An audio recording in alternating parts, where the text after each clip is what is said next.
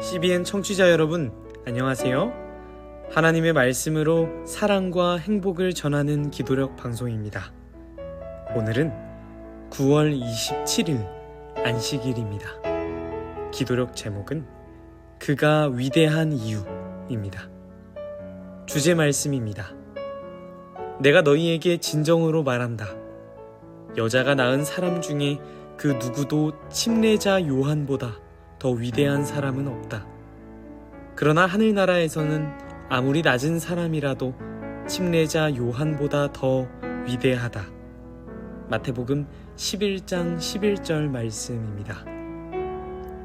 다 함께 찬미가 420장 주 예수보다 더 이 찬양을 들으시고 함께 말씀을 나누도록 하겠습니다. 여기는 말씀의 방송 CBN 코리아입니다.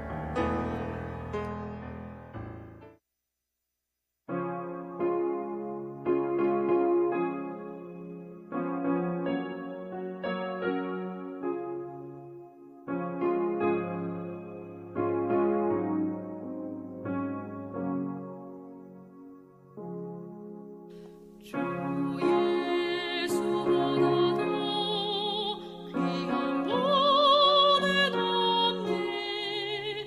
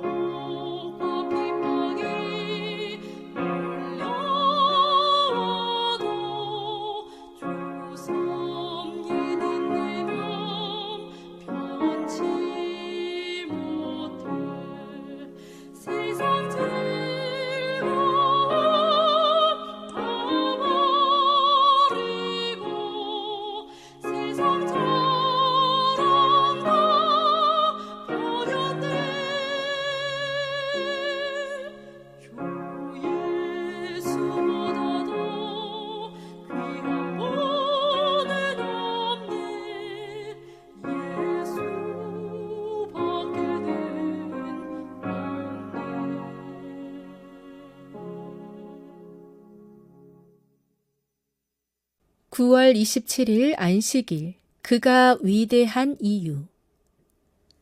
내가 너희에게 진정으로 말한다. 여자가 낳은 사람 중에 그 누구도 침례자 요한보다 더 위대한 사람은 없다.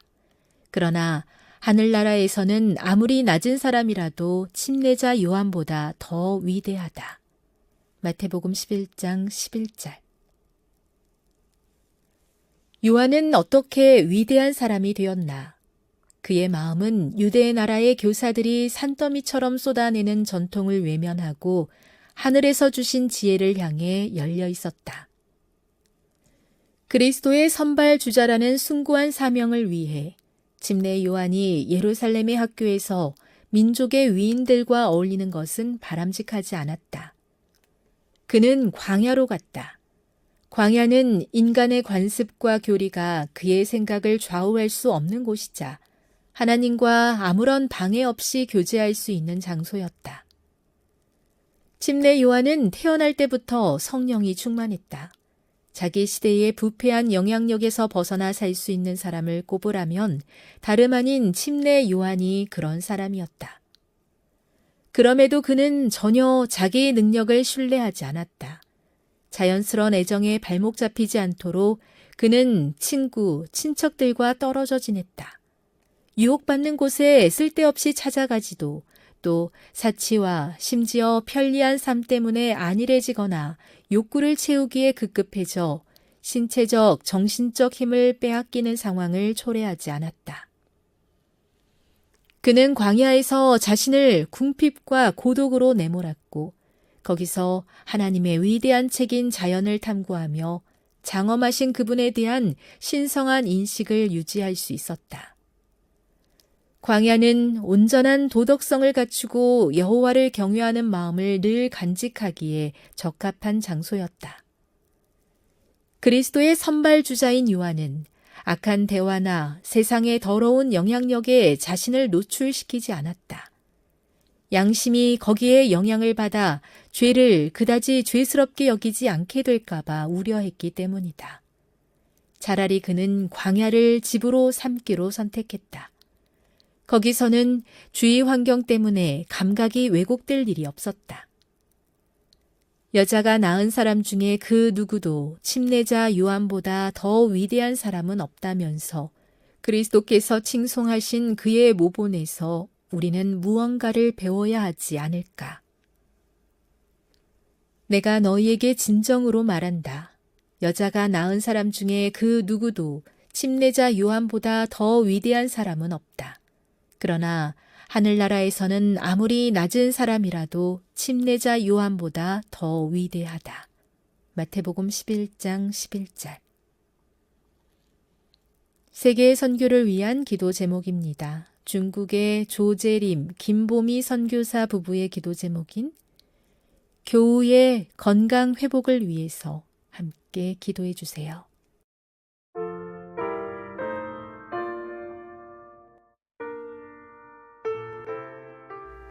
제사장 사가랴와 엘리사벳 사이에서 한 아들이 태어났습니다. 그리고 이 아들에게 예수님 앞에 먼저 가서 그 길을 예비할 역할이 천사를 통해 주어졌습니다. 요한은 여호와의 사자로서 세상에 나가 사람들에게 하나님의 빛을 가져다 줄 사람이었습니다. 경건한 부부는 어린 시절부터 요한에게 그가 감당해야 하는 사명을 계속해서 제시했다고 합니다. 그리고 감사하게도 요한은 그 거룩한 책임을 잘 받아들였다고 합니다. 아버지가 제사장이었기 때문에 요한에게는 제사장직을 수행할 수 있는 특권이 있었습니다. 제가 생각했을 땐 참 괜찮은 교육과정이지 않았을까 하는 생각이 드는데요. 랍비의 학교에서 체계적인 훈련을 받고 신학 교육을 통해 성경을 해석하는 방법을 습득하고 그 상태로 천사가 부모님에게 이야기했던 자신이 평생 동안 들었던 그 사명을 수행하는 겁니다. 여러분, 이 과정 참 괜찮지 않습니까? 그런데 하나님께서는 요한을 체계적인 교육을 받을 수 있는 랍비의 학교로 보내는 것이 아니라요, 천연계로 보내십니다. 광야로 보내셨어요. 그는 소란한 세상에서 방해를 받지 않고 광야에서 학교와 성소를 발견했습니다. 요한의 광야의 생활에 대해 시대의 소망은 다음과 같이 기록합니다. 요한은 광야에서 그의 학교와 그의 성소를 발견했다. 그의 광야에 거처가 있던 천연계의 암담하고 두려운 양상은 이스라엘 백성의 상태를 생생하게 묘사해 주었다.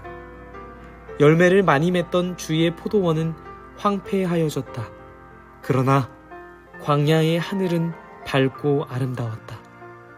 폭풍우를 머금고 모인 검은 구름에는 약속의 무지개가 궁형으로 나타났다. 이와 같이 이스라엘 백성들의 타락 위에 메시아의 통치에 약속된 영광이 비쳤다. 이스라엘의 영적 상태, 그리고 그들에게 임하실 하나님의 임재를 요한은 학교이자 성소였던 광야에서 먼저 배웠던 것입니다. 요한의 광야 생활은 침례 요한의 인격과 신앙을 형성하는 데 굉장히 중요한 역할을 수행했죠. 그는 홀로 고요한 밤에 약속의 말씀을 읽었습니다. 경외심을 가지면서도 기쁜 마음으로 예언의 두루마리 가운데서 메시아, 곧 뱀의 머리를 상하게 할 약속된 후손의 강림에 대한 시를 자세히 살폈던 것입니다. 광야는 그랬습니다. 그가 어려서부터 들어온, 그가 가져야만 했던 사명. 그가 태어나기도 전에 사명이 주어졌으니 그에게 필요한 과정이 있다면 그 사명이 자신의 소명이 되는 것이었을 거예요. 내가 그 사명을 실천해야만 하는 이유를 그는 찾아야만 했는데 그게 광야였다는 겁니다. 사명을 깨닫는 과정. 저는 침례 요한의 황량한 광야 생활이 혼자 외로웠을 거라고 생각했어요. 그런데 요한은 그렇지 않았답니다. 시대의 소망을 한번 읽어보세요. 그는 아름다우신 왕을 바라볼 때 자신의 사명을 정의하는 것을 넘어서 나 자신을 잊어버리는 몰알을 경험했다고 합니다. 광야에 외치는 자의 소리가 드디어 광야에서 완성된 것입니다. 그는 광야에서 외치는 자의 소리였습니다. 그는 광야에서 외치는 자의 소리였습니다.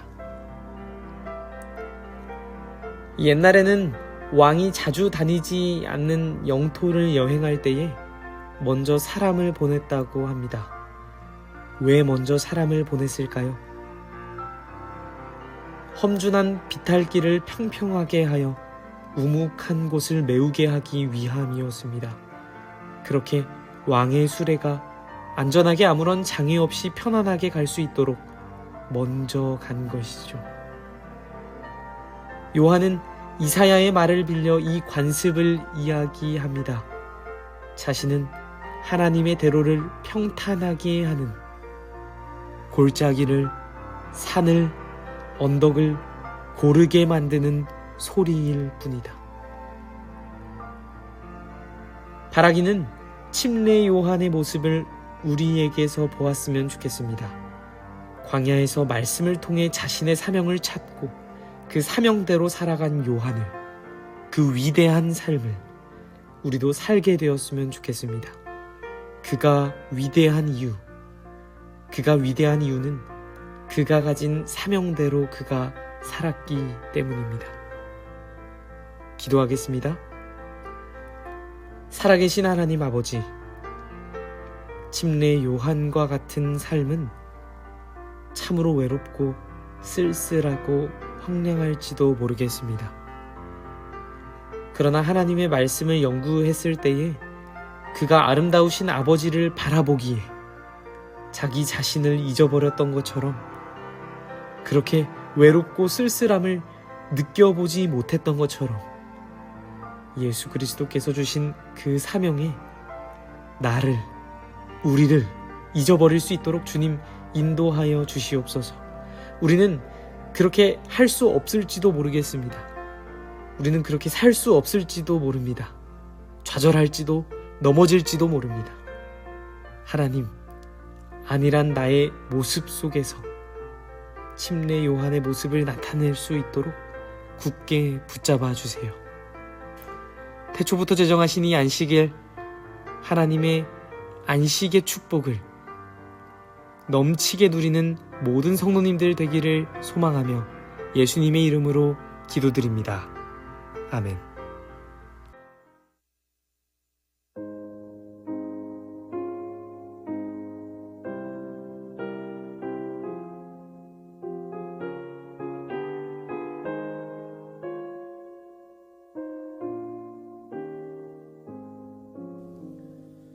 다 모여 노래하자 그리운 본향을 주께서 나를 위해 예비한 처소일세 저편 넘어 수정빛 바닷가 저편에서 나 살기 원하네 슬픔 고통 염려 없는 밝고 아름다운 땅 저편 본향에 생명수 흘러나고 아시듯 풍성해 그 나라 백성들은 귀가를 모르겠네 저편 넘어 수정빛 바닷가 저편에서 나 살기 원하네 슬픔 고통 염려 없는 밝고 아름다운 땅 저편 본향에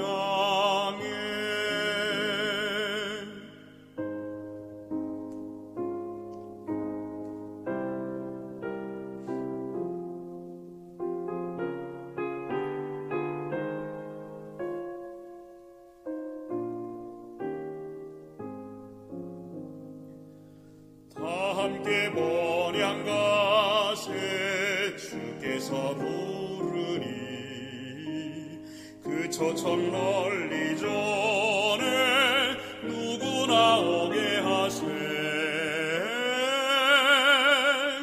저편 넘어 수정빛 바닷가 저편에서 나 살기 원하네 슬픔 고통 염려 없는 밝고